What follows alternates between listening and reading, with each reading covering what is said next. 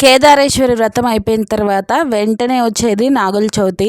కానీ ఆ రోజు వీలు పడినప్పుడు కార్తీక మాసంలో వచ్చే శుక్రవారం గాని లేకపోతే ఆదివారం గాని ఎప్పుడైనా చేసుకుంటాము. మా ఇంటి ఆచార ప్రకారము నాగుల చవితిని కూడా ఒక నోములాగా చేసుకుంటాము. 9 ఆకులు, 9 వక్కలు, 9 పసుపు కొమ్ములు, అలాగే గౌరీదేవిని పెట్టి పూజించి దీపం పెట్టి హారతి ఇచ్చి ఇంకా అక్కడే టెంకాయ కొట్టి పుట్టకైతే పాలు పోస్తాము. నాగుల చవితి రోజు మనం చేసే ప్రసాదాలు మన ఒంటికి కూడా చాలా మేలు చేస్తాయి. సద్దలు, పెసలు, మొలకలు, అలాగే నువ్వుల చలివిడి, బెల్లం, బియ్యం పిండితో చేసిన చలివిడి.